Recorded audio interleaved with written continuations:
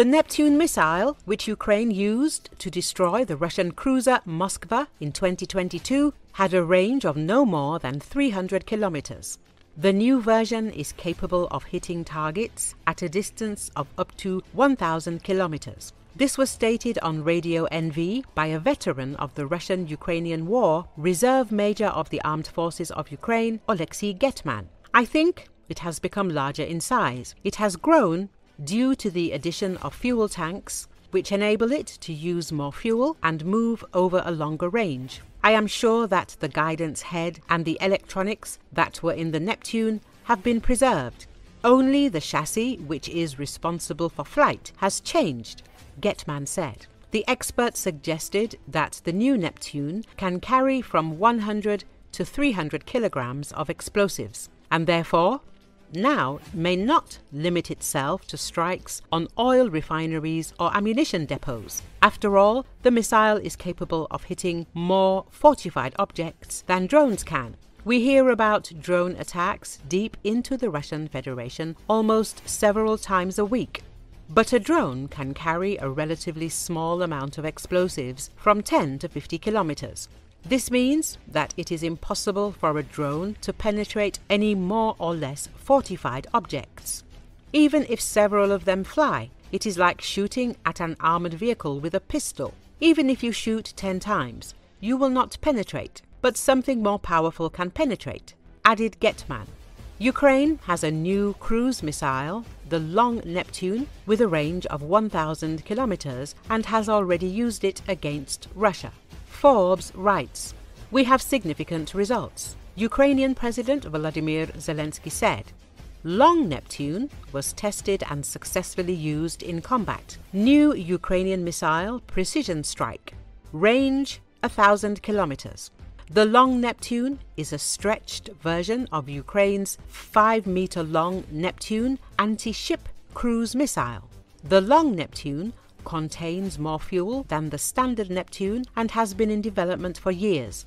When Zelensky recently promised that Ukraine would produce 100,000 long-range munitions by 2025, he was referring in part to the Long Neptune, as well as the many long-range explosive drones that can fly more than 1,000 miles to hit targets deep inside Russia. The successful use of Long Neptune that Zelensky mentioned likely occurred on March the 14th against an oil refinery in Tuapse, Russia, about 300 miles from the front lines in Ukraine.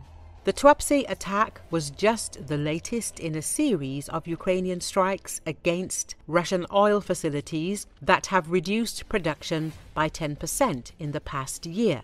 Long Neptune is an important weapon, more damaging than attack drones, some of which are modified sport aircraft. The new missile helps Ukraine reduce its dependence on the United States and Europe for better deep strike munitions. The United States, under President Donald Trump, is an unreliable ally at best, and Europe lacks the capacity to produce the number of advanced cruise missiles Ukraine needs. Other Ukrainian-made munitions are also approaching the front, including air-launched glide bombs and ground-launched ballistic missiles. While Trump hopes Ukraine will agree to a possible US-brokered ceasefire that benefits Russia, Zelensky's government is preparing for the war to continue and for further escalation.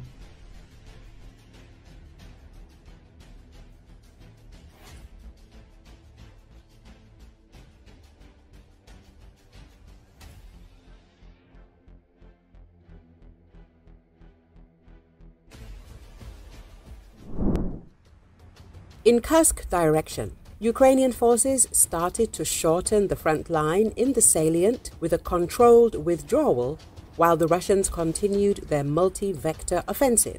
According to Euromaidan Press media outlet, Russian commanders decided to exploit the opportunity created by the halted American military aid and intelligence sharing with Ukraine and raised the tempo of their assaults. It is important to reiterate that the Ukrainian incursion into Russia's Kursk Oblast was never about holding territory indefinitely.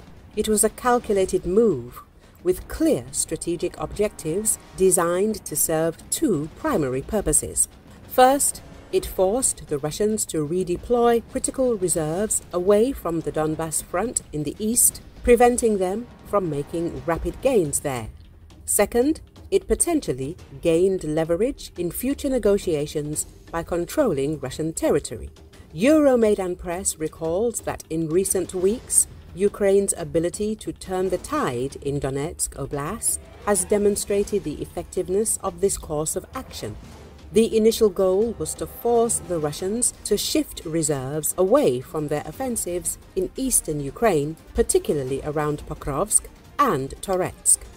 Though the Russian commanders attempted to avoid this at first, pulling forces from Kharkiv and Kupiansk instead, and even bringing reinforcements from North Korea, it eventually became clear that additional troops were needed to push Ukrainians out of Kursk.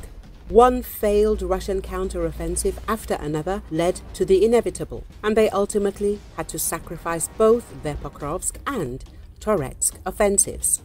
This shift allowed Ukrainian forces to hold back Russian advances entirely and, in turn, regain the upper hand in both these directions.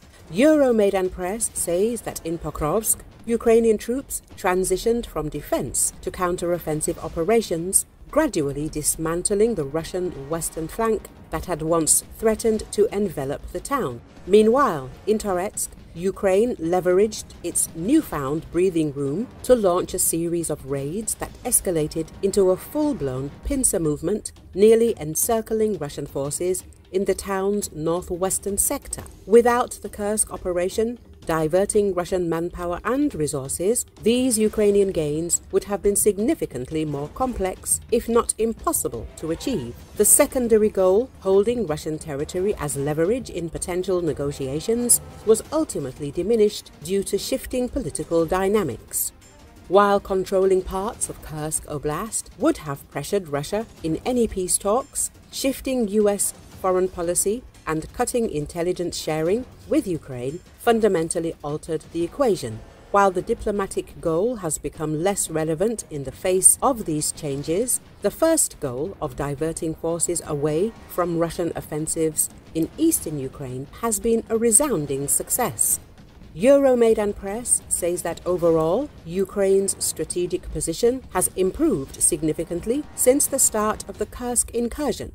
The operation forced Russia to divert critical reserves away from its theater-wide offensive effort, halting and reversing several key advances in Donetsk Oblast. While holding Russian territory as leverage proved unfeasible, the primary goal, stabilizing the eastern front, was successfully achieved. With Russia gaining localized advantages in Kursk, Ukraine's withdrawal is a tactical adjustment, allowing forces to regroup and fight under more favorable conditions.